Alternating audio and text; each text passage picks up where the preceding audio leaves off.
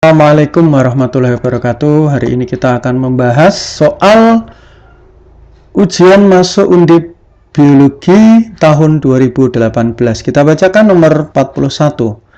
Enzim merupakan suatu protein yang berperan sebagai biokatalisator. Apa sih yang disebut biokatalisator?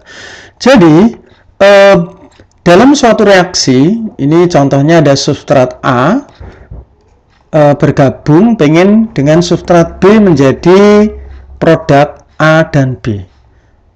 Nah, ini bisa terjadi proses sintesis sendiri, cuman dengan adanya C, lah ini kita anggap enzim ini, adanya enzim itu akan mempercepat proses penggabungan A menjadi B, atau kebalikannya A pengen B pengen dipecah menjadi A dan B. Lah adanya enzim itu sebagai katalis artinya adalah mempercepat reaksi, cuman dia nggak ikut bereaksi. Jadi reaksinya pemecahan maupun penyusunan bisa cepat, tapi tidak ikut bereaksi. Nah, inilah definisi dari katalisator. Nomor 41 adalah A. Kita lanjutkan nomor 42.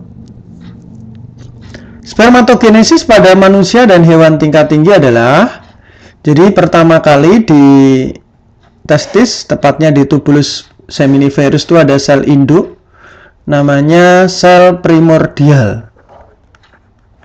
Nah, sel induk ini akan tumbuh dan berkembang, bermitosis dulu, menjadi banyak sel yang disebut sebagai spermatogonium. Ini mengalami proses pembelahan mitosis. Kemudian spermatogonium ini akan tumbuh dan berkembang menjadi spermatosit primer. Nah, ini spermatosit primer ini hasil tumbuh dan berkembang, tidak membelah. Kemudian spermatosit primer akan membelah menjadi dua sel, yaitu menjadi spermatosit sekunder. Nah, pembelahan ini yang dikenal sebagai meiosis 1. Kemudian membelah lagi, ini menjadi 4. Hasilnya nanti adalah 4 spermatid. Nah, inilah hasil pembelahan meiosis yang kedua. Kemudian 4 spermatid ini akan matang menjadi spermatozoa yang fungsional. Jadi hasilnya nanti adalah spermatozoa yang sudah jadi. Ini mengalami maturasi. Nah, ini kita lihat pembelahan mitosis pada sel primordial benar, spermatogonium bentuk spermatosit primer benar, meiosis bentuk spermatosit sekunder benar. Meiosis juga membentuk spermatid. Jadi spermatogonium sit 1, sit 2 spermatosit primer, spermatosit sekunder, tit spermatid dan spermatozoa jadi. Sit tit jadi. 42 jawabannya benar semua. Ya, semua benar, jawabannya E. Nomor berikutnya adalah 43. Bidang kedokteran dalam pelaksanaannya membutuhkan dukungan penerapan bioteknologi. Nah, diantaranya adalah menggunakan mikroba. Jadi, bioteknologi itu ada dua macam ya. Yang pertama, kalau mikroba itu hanya digunakan sebagai agen hayati untuk menghasilkan suatu produk, ini disebut bioteknologi tradisional, yang dikenal konvensional atau proses fermentasi. Kalau mikrobanya ini direkayasa, ini bisa bioteknologi modern. Contohnya adalah rekayasa genetika. Produk dari fermentasi contohnya adalah fermentasi menghasilkan alkohol. Alkohol ini secara medis bisa digunakan sebagai antiseptik. Bidang kedokteran penting juga alkohol untuk membersihkan kuman penyakit atau desinfektan. Kemudian juga bisa digunakan untuk menghasilkan antibiotik melalui fermentasi beberapa jenis jamur atau bakteri seperti penisilin, ya, streptomycin, itu contohnya dari bakteri atau jamur. Kemudian bioteknologi modern rekayasa genetika bisa digunakan untuk membuat vaksin, yaitu mikroba yang sudah dilemahkan untuk digunakan disuntikkan ke dalam tubuh untuk menghasilkan antibodi. Jadi untuk imunitas, contohnya dalam proses imunisasi. Kemudian juga untuk terapi gen, yaitu menyembuhkan penyakit-penyakit yang ada kelainan gen seperti talasemia, kanker, itu dengan menyuntikkan gen-gen normal melalui teknologi plasmid. Jadi bisa dengan bantuan virus atau bantuan plasmid. Plasmid itu biasanya didapatkan dari mikroorganisme bakteri. Nah, ini pembuatan vaksin bisa, antibiotik bisa, fermentasi bisa, terapi gen seperti penyakit talasemia itu bisa, ya. Kalau kanker bukan termasuk penyakit genetik itu. Jadi semua jawaban benar nomor 43E. Lanjutnya nomor 44. Cahaya merupakan faktor lingkungan yang penting bagi tumbuhan. Nah, ini bagi tanaman. Untuk apa gitu? Jadi cahaya itu pentingnya adalah sebagai sumber energi untuk melakukan fotosintesis. Jadi cahaya itu untuk mengubah CO2 dan uap air, zat anorganik, nanti dengan bantuan energi cahaya ditangkap oleh zat hijau daun klorofil, maka terbentuk produk berupa glukosa, makanan, dan oksigen gitu. Nah ini, jadi cahaya ini fungsinya untuk membuat makanan, yaitu fotosintesis. Nah kalau etiolasi ini malah justru cahaya akan menghambat pertumbuhan. Jadi tanaman itu lebih bagus di tempat gelap, akan lebih cepat tinggi tapi ramping. Transpirasi ini penguapan. Jadi cahaya itu untuk mengurangi air. Bisa, ya, cuman di sini translokasi tidak ada. Ini translokasi ini mutasi, ya, pada kromosom. Jadi jawabannya nomor 44 adalah A.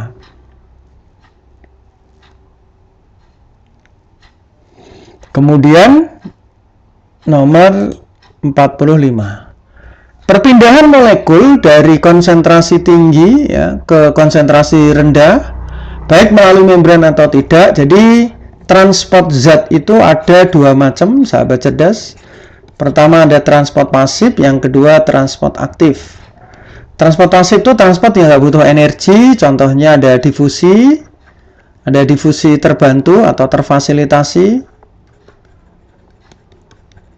Nah, yang terakhir ada osmosis.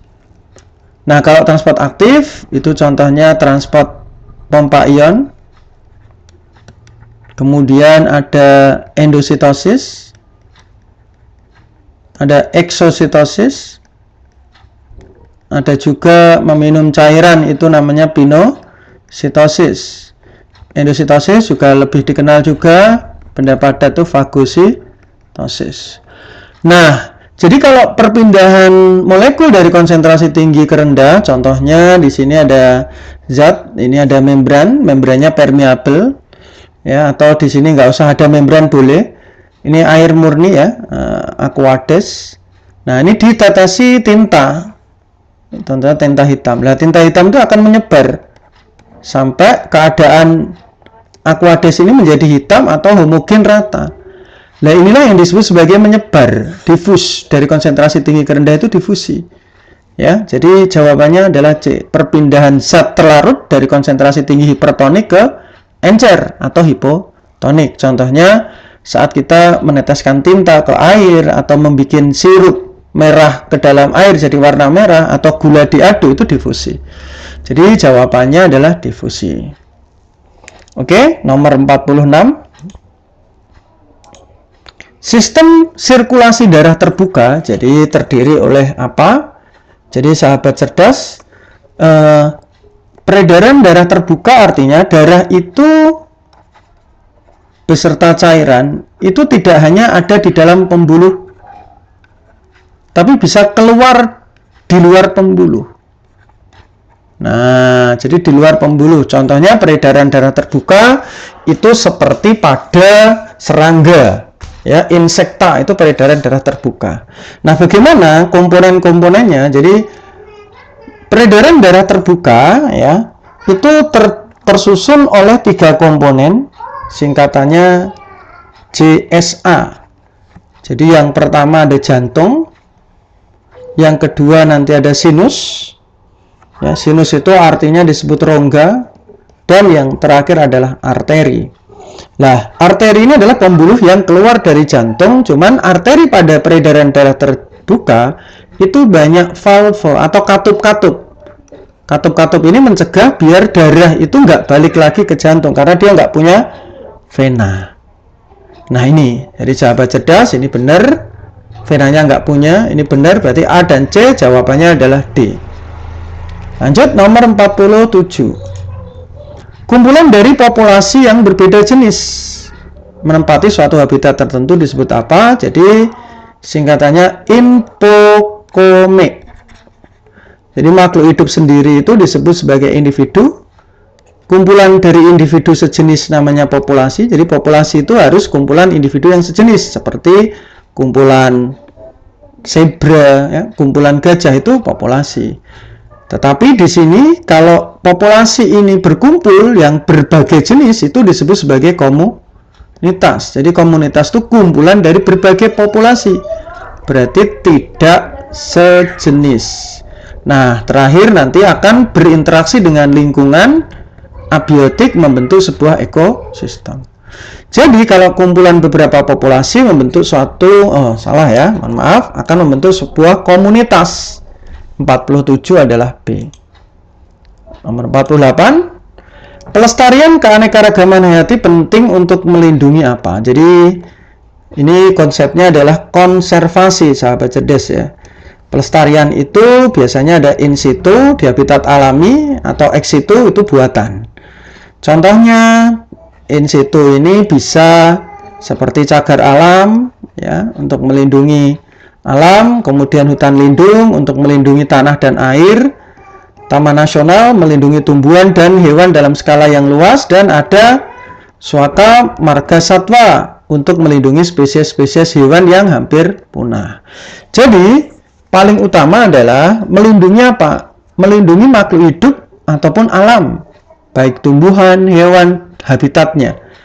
Jadi kalau hanya melindungi buatan kurang tepat, suatu komunitas tumbuhan saja kurang tepat. Apalagi nilai sejarah, nah, atau budaya ini biasanya di hutan lindung juga bisa berfungsi ini. Jadi yang paling tepat adalah tidak hanya ex situ tapi juga in situ. Kearifan lokal saja kurang. Jadi yang tepat di sini lengkap adalah melindungi proses penting dalam penyangga kehidupan, baik itu tumbuhan, kemudian hewan, alam, habitat, tanah, air, itu penyangga-penyangga kehidupan semua. Jadi lengkap ini. Yang paling lengkap adalah yang C, sahabat cerdas, 48. Kita lanjutkan, berikutnya adalah nomor 49. Bakteri yang mampu memecah zat organik dapat menghasilkan gas metana. Jadi, bakteri itu kan dikenal sebagai decomposer atau pengurai. Pengurai itu mengubah zat organik menjadi zat anorganik. Contohnya sisa-sisa sampah, ya, sampah-sampah daun, sisa-sisa makanan itu bisa diubah menjadi gas metana, ya. Dalam proses fermentasi nanti boleh, ya, dalam keadaan tidak ada oksigen atau yang disebut sebagai anaerob, nanti menghasilkan gas CO2 sekaligus CH4 atau metana. Nah, ini menggunakan bakteri, contohnya Methanobacterium. Nah, ini dalam keadaan tidak ada oksigen. Jadi membuat gas nitrogen salah, parasit tidak, tapi pengurai decomposer itu boleh disebut juga saprofit, pengurai. Menghasilkan oksigen tidak, ya. CO2, mengubah zat anorganik, salah, mengubah zat organik. Hidup secara saprofit, lah ini pengurai, dan anaerob, tidak ada oksigen. Oke, nomor 49 jawabannya adalah E. Lanjut, nomor 50. Tumbuhan paku menghasilkan spora dalam bentuk ukuran yang sama. Tetapi spora, namun terdapat spora jantan dan betina. Jadi, spora dari jenis paku itu ada 3 ya. Yang pertama ada homospora, berarti sporanya hanya satu saja. Yang kedua ada heterospora, berarti sporanya ada besar dan kecil.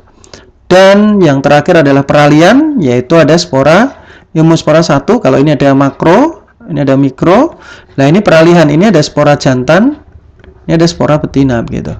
Nah, yang ditanya adalah paku peralihan karena ada spora jantan dan betina. Jadi singkatannya sahabat cerdas, ini ada Hollywood. Homospora itu Lycopodium, contohnya paku kawat. Lah ini Hollywood, Lycopodium paku kawat itu homospora. Kemudian heterospora itu singkatannya He semar. Jadi heterospora itu ada Selaginella sama Marsilea. Nah ini adalah hetero nih. Ini hetero, ini ada hetero. Jadi ada spora makro sama mikro. Lah paku peralihan ada Perek. Peralihan ada Equisetum atau paku ekor kuda. Jadi jawabannya ini sahabat cerdas. Ya, jadi nomor 50 adalah C. Selanjutnya 51. Suksesi primer terjadi karena adanya kerusakan di dalam ekosistem yang permanen dan tidak dapat kembali ke seperti semula. Jadi gini sahabat cerdas. Suksesi itu suksesnya berhasil.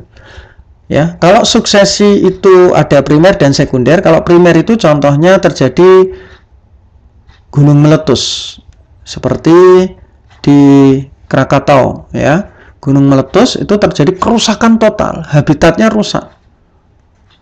Ya, rusak total. Nah, kemudian tidak ada yang hidup, ada lahar, semua habitatnya hancur. Dalam beberapa tahun kemudian, ada organisme yang memulai untuk hidup, disebut organisme pioner, perintis yang memulai kehidupan. Jadi, yang disebut sebagai lichens atau lumut kerak. Kemudian beberapa tahun kemudian tumbuhlah beberapa jenis lumut-lumutan, kemudian paku-pakuan, sampai tumbuh semak-semak, akhirnya tumbuh menjadi perdu, dan klimaksnya adalah pohon yang heterogen, ya. Jadi pohon yang heterogen. Nah, ini disebut sukses berhasil.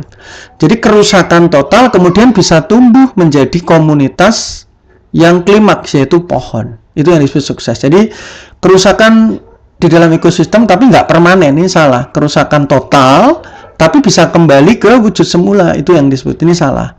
Suksesi itu terarah. Nah, betul, suksesi itu terarah. Jadi namanya suksesi itu terarah menuju ke homeostatis atau menyeimbangkan. Dapat diramalkan, betul. Tidak dapat dikendalikan oleh perubahan fisik, salah. Jadi faktor fisik itu akan mempengaruhi. Dengan adanya lumut kerak, dia bisa memecah batu-batuan menjadi tanah yang subur, yang nanti bisa ditumbuhi beberapa jenis tumbuhan awal seperti lumut, paku, kemudian tumbuh semak, pohon, dan sebagainya. Nah, ini kedua juga salah, jawabannya salah-salah. 51 adalah E. 52.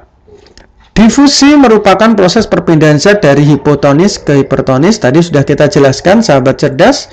Difusi itu contohnya saat kita meneteskan tinta hitam ke dalam air murni, kemudian kita aduk, tintanya menyebar ke seluruh air sehingga airnya berubah menjadi warna hitam contohnya. Jadi kebalik, ini harusnya dari hipertonis ke hipotonis, dari pekat ke encer. Ini salah. Transportasi apoplas, jadi dalam akar, ya, saat menyerap air itu sahabat cerdas, ini ada epidermis, ini ada korteks. Nah, kemudian ada endodermis, ya. Gitu. Nah, nanti di sini ada silem, ya. Nah, jadi sebelum masuk ke dalam silem, air itu harus melewati apoplas salah satunya. Nah, ini lewat celah-celah. Nah, di sini. Jadi aliran namanya apoplas itu artinya air melewati ruang antar sel. ya, antar sel, jadi nggak masuk ke sel gitu.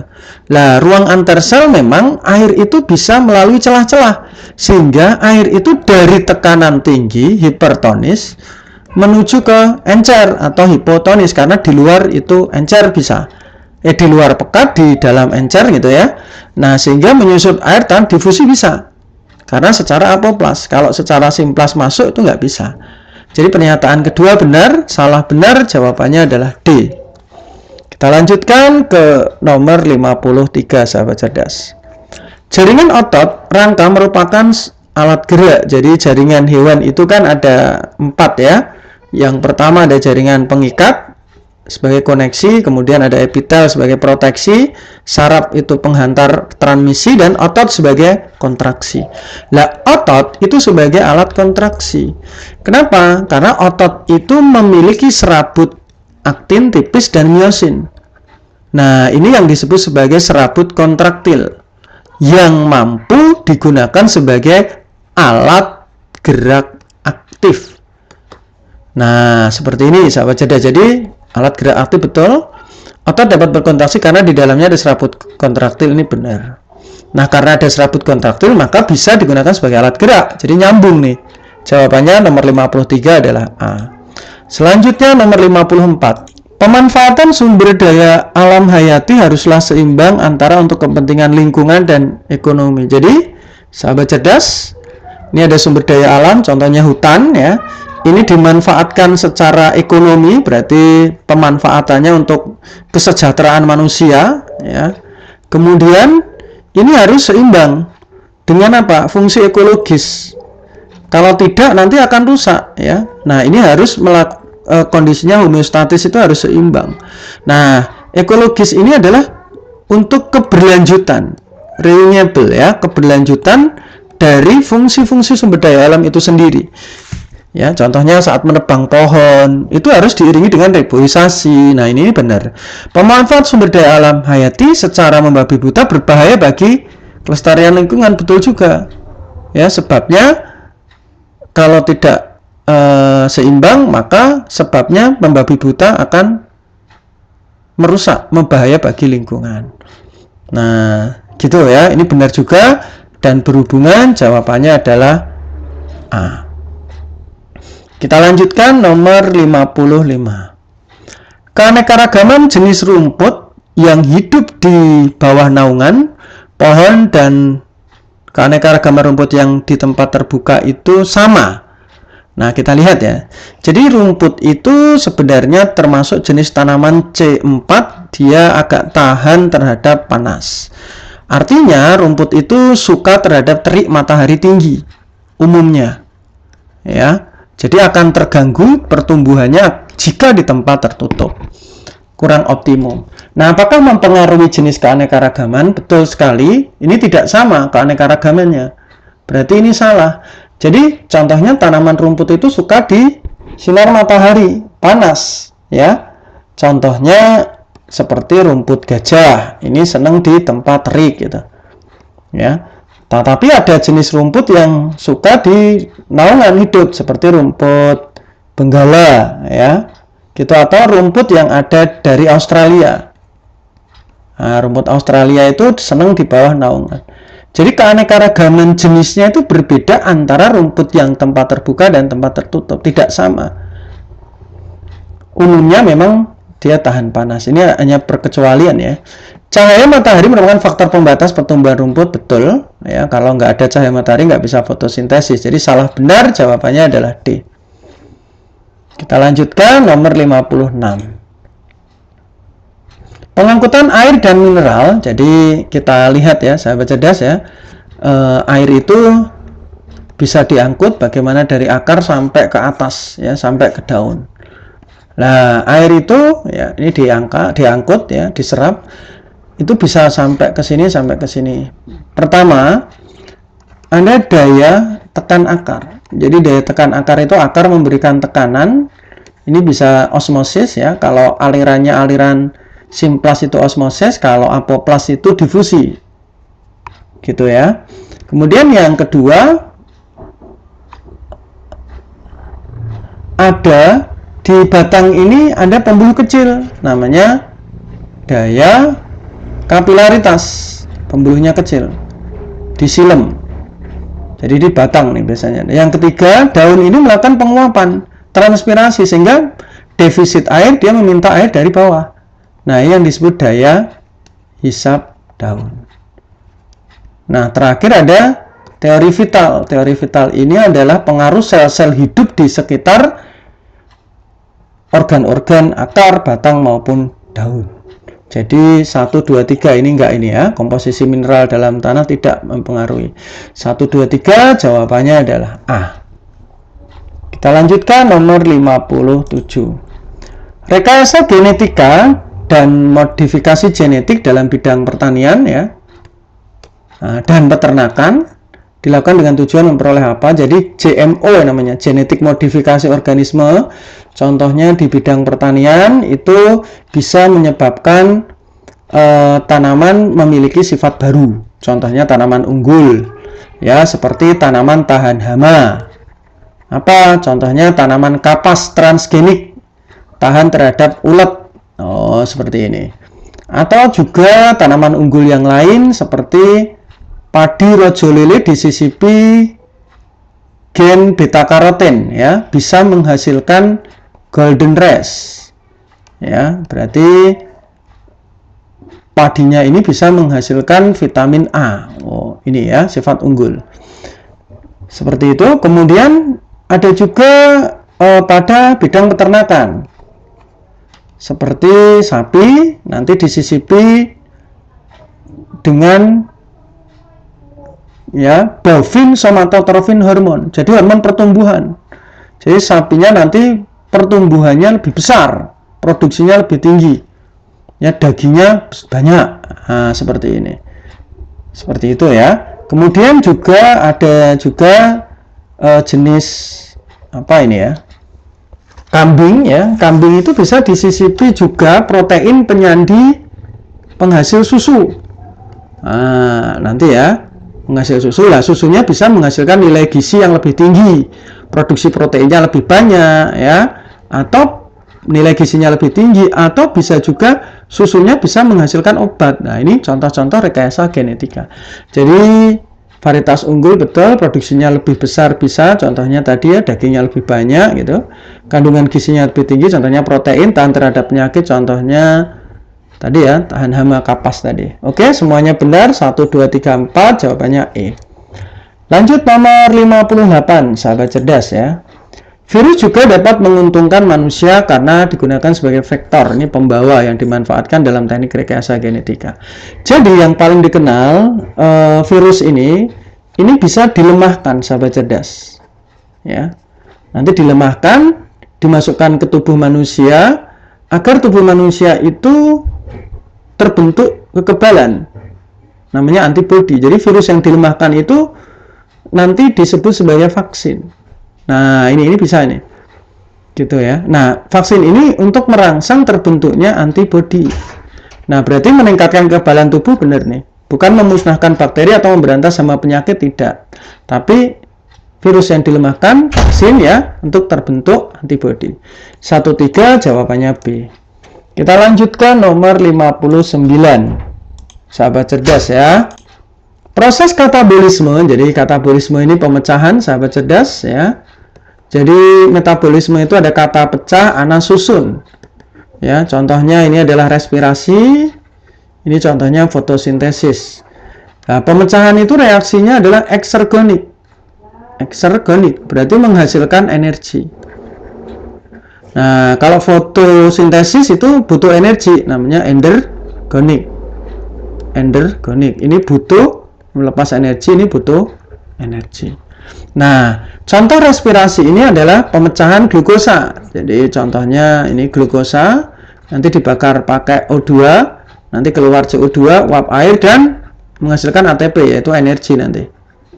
Nah, ini disebut reaksinya adalah oksidasi atau pembakaran.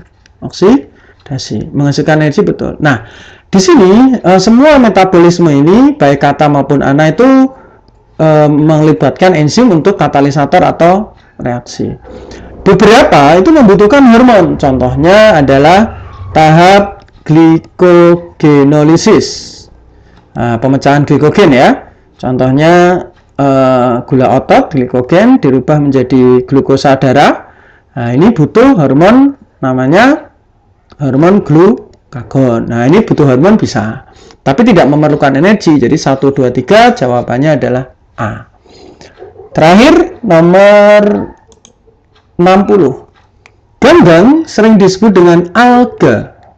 Ya, dijumpai di berbagai tempat. Jadi sahabat cerdas ya, protista ini, kelompok protista itu kan ada 3 macam ya, mirip tumbuhan itu adalah alga, mirip hewan itu adalah protozoa, dan beberapa mirip jamur, contohnya jamur air dan jamur lendir gitu. Nah, kebanyakan protista itu adalah hidupnya itu seperti ganggang ya, itu hidup di air atau tempat lembab gitu. Contohnya alga hijau ya, alga hijau, ada euglena ya, ada volvox ya, gitu ya. Nah, ini termasuk hidup di air tawar. Ada juga yang hidup di laut, contohnya seperti ganggang emas ya, nostoc. Nah, ini termasuk ya, seperti itu. Diatome, maaf ya, nostoc itu alga hijau, maaf. Contohnya diatome ini hidup di air laut gitu. Ada beberapa yang menempel di tempat lembab, seperti menempel di batu lembab, di tumbuhan lembab, itu ada. Jadi jenis-jenis alga yang epifit. Nah, ini ada yang nempel. Nah, beberapa di kolam ikan betul juga, karena sebagai sumber produsen yang dikenal sebagai fitoplankton. Nah, ini bisa sebagai makanan dari ikan. Jadi 1, 2, 3, 4 semuanya benar, hidupnya jawabannya adalah E. Begitu sahabat cerdas, pembahasan UM Undip, mohon maaf, tahun 2018. Sampai berjumpa kembali. Wassalamualaikum warahmatullahi wabarakatuh.